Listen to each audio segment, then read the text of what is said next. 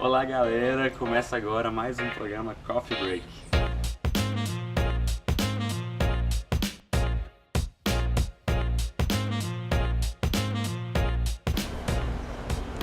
Oi, meu nome é Pedro e eu tenho 20 anos. Oi, meu nome é Jéssica e eu tenho 21 anos. Olá, meu nome é Lorena e eu tenho 21 anos. Ei, gente, meu nome é Verônica e eu tenho 22 anos. Olá, meu nome é Ellen e eu tenho 19 anos. No programa de hoje nós vamos falar sobre os diversos problemas da comunicação hoje, do jornalismo e tudo que circunda ali nos veículos de comunicação. Você já deve ter ouvido falar, por exemplo, de fake news. Nós vamos falar também sobre a grande estimulação de dados que existe hoje na internet e muitos outros problemas. Fique com a gente e confira tudo que tem nesse programa de hoje. Oi pessoal, eu estou indo gravar agora com o Pedro Calvo. Ele é coordenador de marketing da startup e medicina. E ele é muito fera nessa área, sabe tudo de marketing. Eu espero que seja muito bom. Ele vai ter uma perspectiva um pouco diferente. Ele, dentro do marketing, ele sabe um pouco mais da parte de mídia, de campanhas. Então, creio que vai ser um ponto de vista bem diferente. Espero que seja legal. Eu sinceramente acho que um dos maiores problemas do jornalismo hoje em dia é que estão se formando muito mais pessoas jornalistas do que seria necessário. Enfim, a gente acabou de fazer uma virada gigantesca no mercado, aparentemente, pelo menos na minha percepção, no qual antes esse profissional estava concentrado em grandes jornais, TV e etc. Hoje as grandes oportunidades estão mais na internet, porque esses grandes jornais demitiram muita gente recentemente. Ou seja, a tendência é que eles vão continuar contratando uma pessoa ou outra, mas nada tão nada próximo, tendo em vista tanta gente que está formando. Bom dia pessoal, nós entrevistamos também o Weber. Ele é CEO, é diretor da Valic Media, que é uma empresa de marketing digital. Foi realmente outro lado da moeda. Hoje não dá para você dissociar o marketing ao jornalismo, já que vários jornalistas formados e mesmo durante os estágios eles optam por trabalhar nessa área. Então é interessante a gente ver como é que o mercado é visto do lado dele. Enfim, ele trouxe muita coisa legal, você confere aí agora na entrevista. O mercado ele não está ruim, então hoje a gente observa que é mais fácil fechar um negócio hoje de marketing digital do que alguns anos atrás. As empresas e as pessoas elas estão mais propensas a fechar esses negócios atualmente. Ao mesmo tempo está tendo muita oportunidade na internet. Por exemplo, hoje em dia você pode fazer um blog, criar um negócio online, vender produtos online, por exemplo, sem precisar ter muito conhecimento de código nem nada. Assim, você às vezes consegue fazer tudo por conta própria, tirar proveito disso, usar a habilidade de escrever, informar, um bom conteúdo, boas informações, de maneira autônoma. Hoje qualquer pessoa faz redes sociais, qualquer pessoa escreve um texto, né? Elas vão para o YouTube e fazem isso de alguma forma. E quando a gente tem uma equipe, e tem uma equipe gabaritada, tem pessoas graduadas, pessoas que já fizeram vários cursos na área, a gente tem um custo muito mais elevado. Então a gente acaba concorrendo com essas pessoas, com esses freelancers, né, de uma forma desleal. Eles vão ser muito mais baratos, mas talvez não vão entregar a mesma qualidade de serviços que a gente consegue entregar, tendo todo o suporte de equipe que a gente tem hoje. Enfim, isso acaba sendo bastante desafiador, porque exigem várias habilidades muito distintas, né? Se comparado, por exemplo, trabalhar num grande jornal, porque no grande jornal geralmente você vai tentar se especializar, vai lá se especializar em alguma coisa específica, algum ponto específico, algum tipo de pauta específico. Se você fazer por conta própria, você vai ter que saber um pouco de código, um pouco de análise de dados, um pouco de SEO, né, para ranquear organicamente no Google. Enfim, são milhões de habilidades a mais. Agora, um ponto interessante também, que a gente sempre levanta aqui, é o desenvolvimento de novos serviços. É uma área extremamente nova, né? O inbound marketing ele veio de 2009 para cá. Então, a gente vê que toda hora vai ser uma tendência, uma questão nova, e a gente precisa assimilar isso e oferecer isso para o mercado. Então, a gente, além de prestar os serviços, a gente sempre está correndo atrás de desenvolver novos serviços aqui dentro, né? Então, é um trabalho meio que estratégico de marketing para nós mesmos, para oferecer para o mercado. Então é muito corrido o mercado, tem muita gente querendo entrar, mas a coisa é muito dinâmica.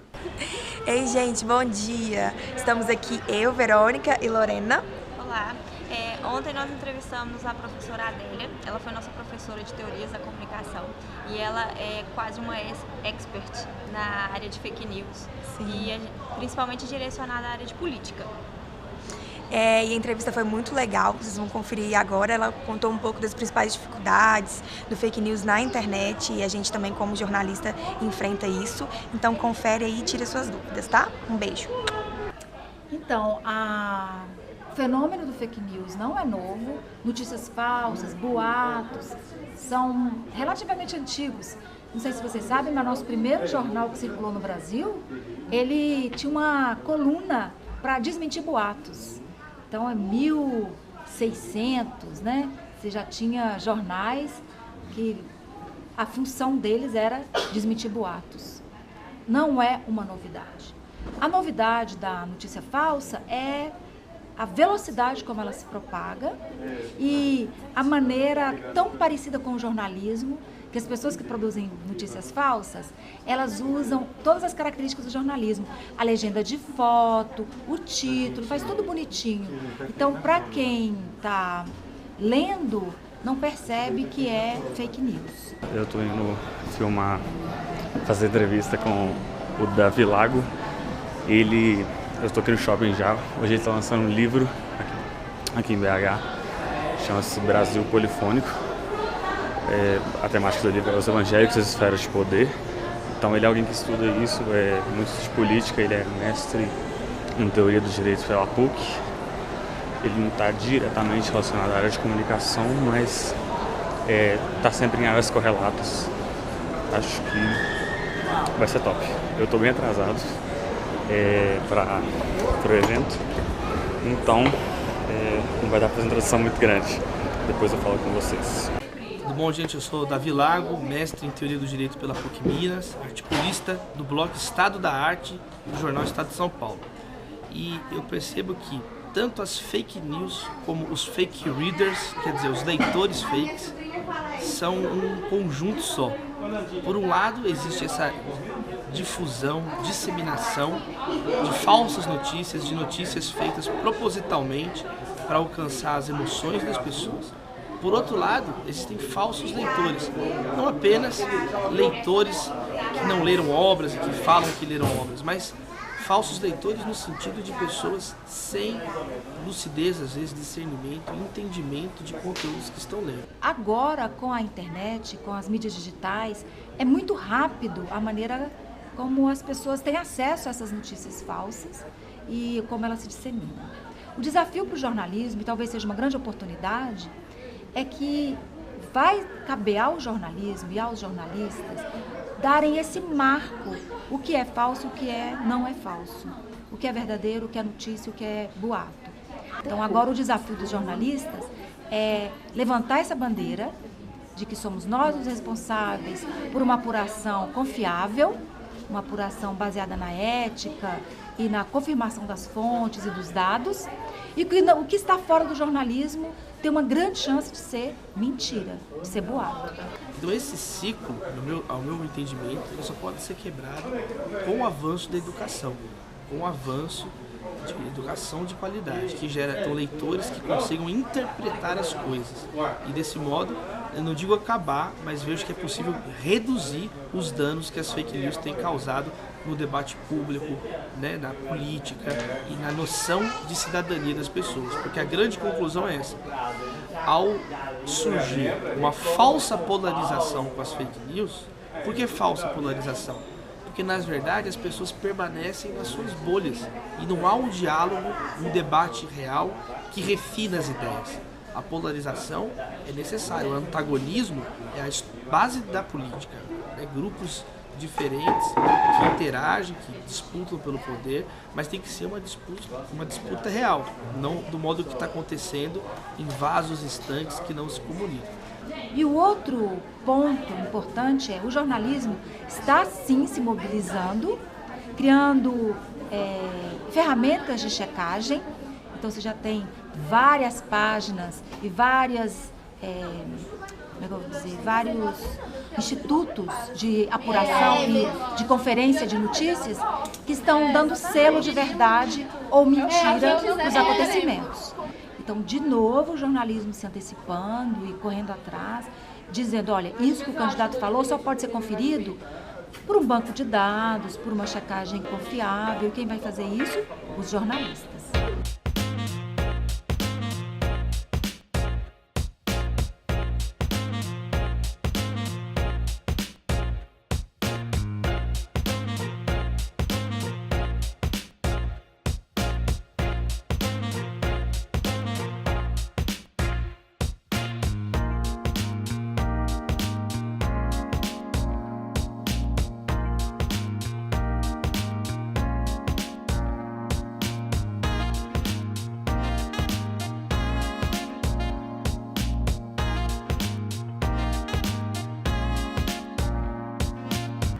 Terceiro andar. Bom dia, gente! Meu nome é Jéssica, esse aqui é o Pedro e hoje nós vamos entrevistar o nosso professor Maurício Guilherme.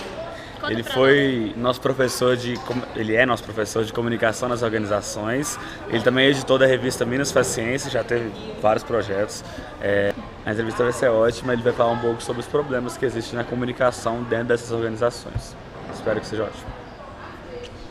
Olha, os problemas de comunicação, eles são sempre importantes para a gente pensar os diversos diálogos que uma organização tem. O que é um problema de comunicação? É algo que, de certo modo, impede que os fluxos de diálogo dessa organização eles ocorram do modo mais interessante. E há uma série de diálogos. Há diálogos internos, há diálogos externos, há diálogo institucional entre instituições. Ou seja, a área de comunicação, ela não deve ser responsável diretamente pelo produto fim da organização. Qual a natureza dessa organização? Seja uma empresa privada, uma empresa de terceiro setor, seja um ministério, seja um órgão público, o que seja. Bom dia, pessoal. Hoje nós vamos conversar com o jornalista e mestre em Ciências Sociais, Odilon Araújo. O Odilon hoje é diretor de relacionamento à imprensa do governo do estado e vai falar um pouquinho pra gente dessa dificuldade que a gente encontra hoje na comunicação. É de fazer as pessoas que fazem parte de uma determinada organização entender que todo mundo naquela organização é responsável pela comunicação.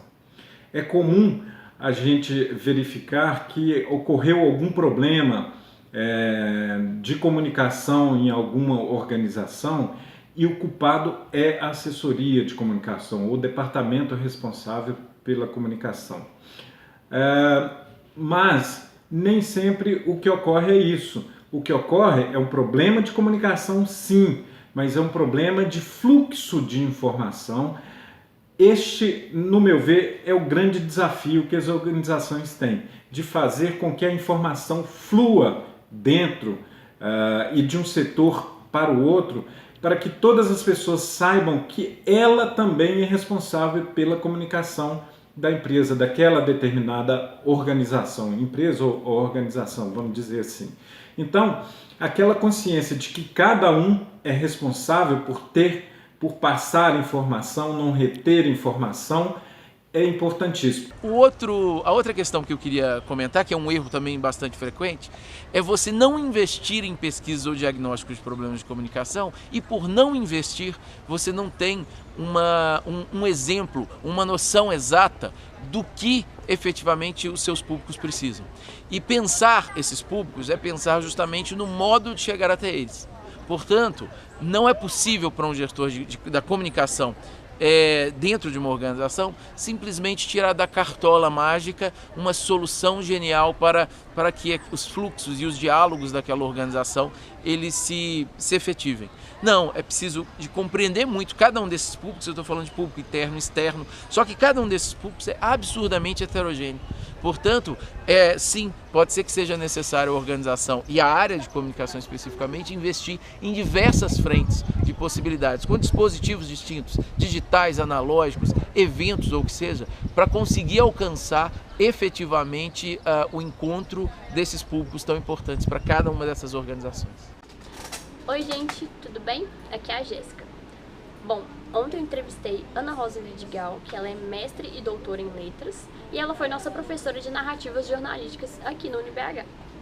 Bom, o que eu achei mais interessante na entrevista foi porque ela colocou uma coisa que, de fato, ela já havia falado com a gente, que o fato e a opinião, se quando misturadas, ela acaba gerando uma fake news, que é muito do que a gente vai escutar durante todo esse diagnóstico que vamos apresentar aqui para vocês. Então fiquem ligados e eu adorei, a Ana Rosa é maravilhosa. Gente, um beijo.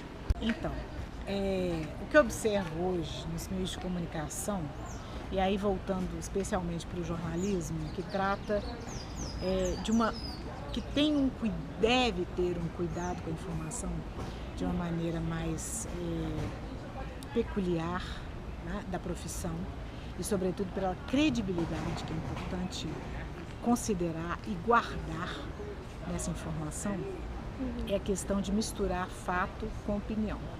Parece algo simples e muitos teóricos da comunicação vão dizer: mas é impossível ser completamente objetivo, sempre há subjetividade. Sim, concordo, mas existe um limite para as coisas, né?